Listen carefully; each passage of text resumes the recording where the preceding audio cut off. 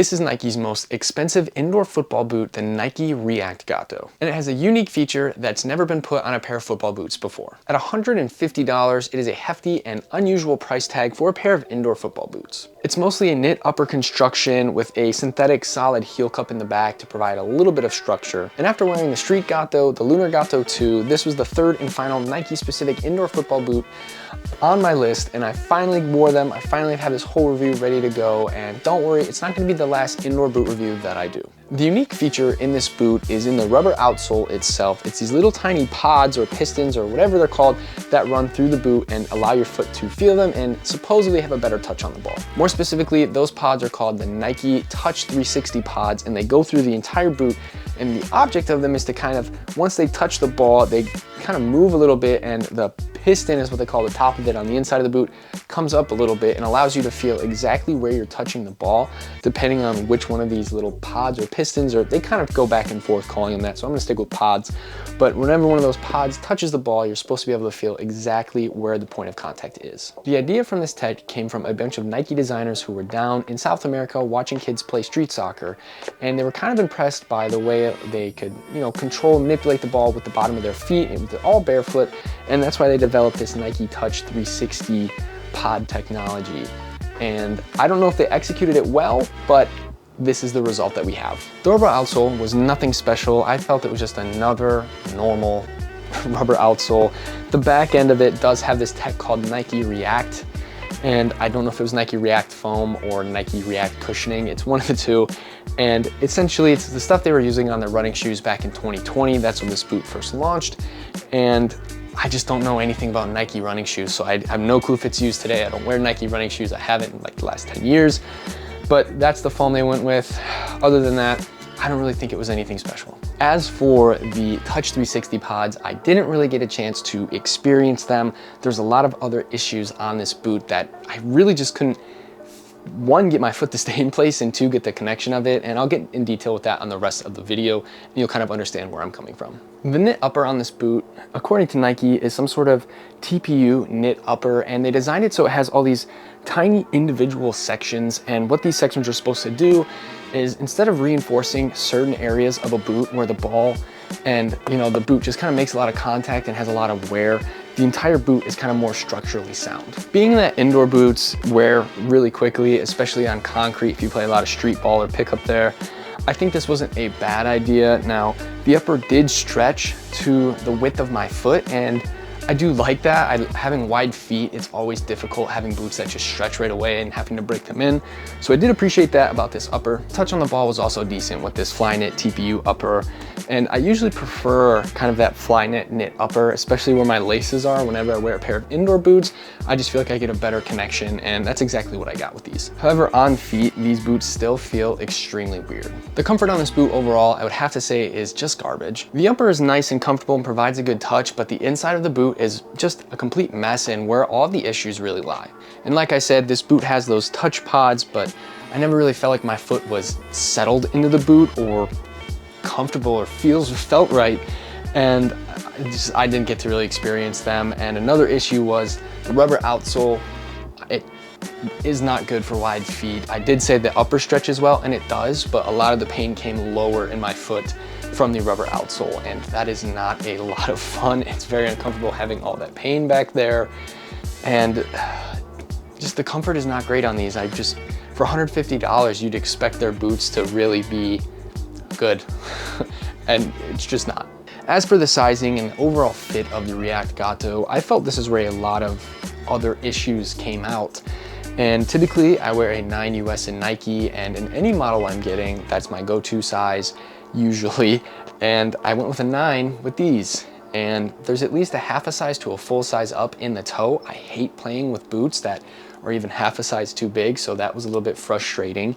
And another frustrating part is, because of the pain I was getting on the width, I can't go down half a size in these. There's no way my feet will fit comfortably. I tried a pair on of these before in an 8.5, and it was uncomfortable within 10 seconds. So I know that I can't do that. If you have narrow feet, I think you could get away with going down half a size with these boots, but I can't confirm that because I don't have narrow feet and I'm unable to do that. So if you are looking to get these in your normal Nike size and have narrow feet, I would probably suggest going down half a size, just kind of go at your own discretion. I mentioned how I never really got to experience or feel these Touch 360 pods, and a lot of that has to do with the lockdown inside the boot. Now the heel is fine. I like the heel counter. I think the heel counter is fairly comfortable, actually.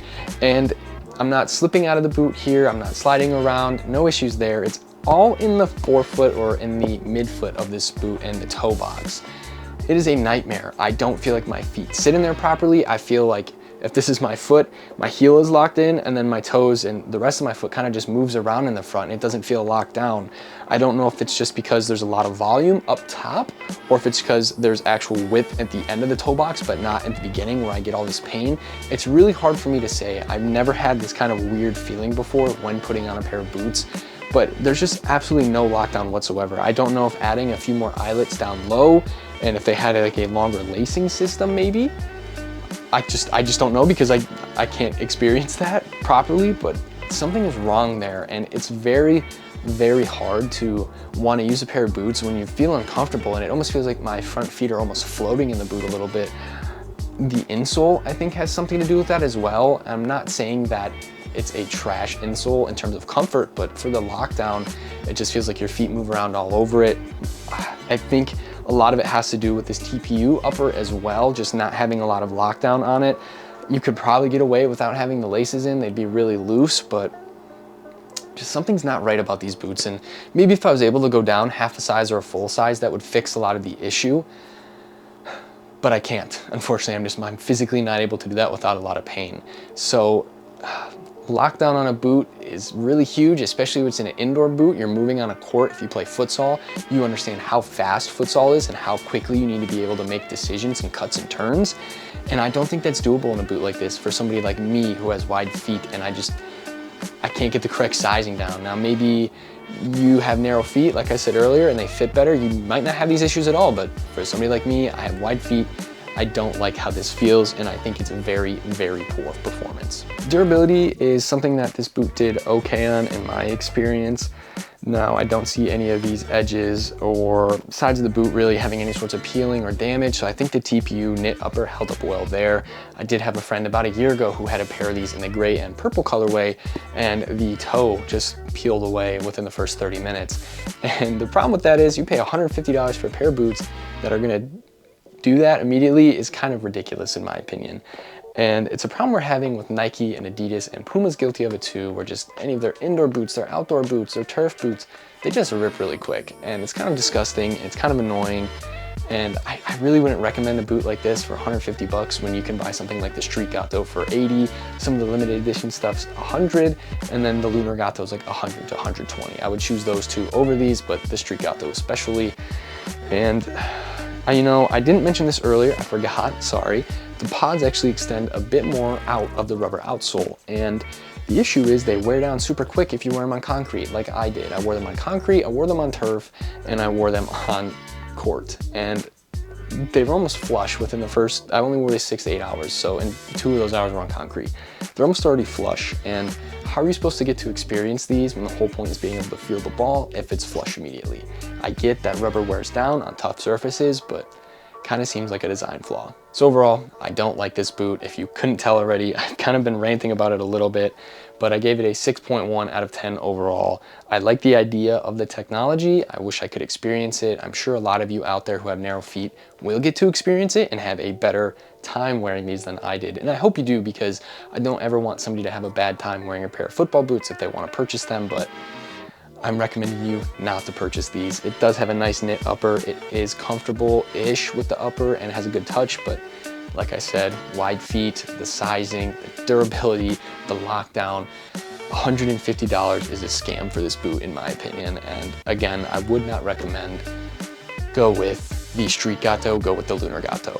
And that's all I have for you guys today on the Nike React Gato. I'm done ranting about it. If you like this review, if you like football boot reviews, please make sure to check out our channel. We have tons of reviews, videos, all sorts of cool stuff. And with that, I will see you guys in the next review.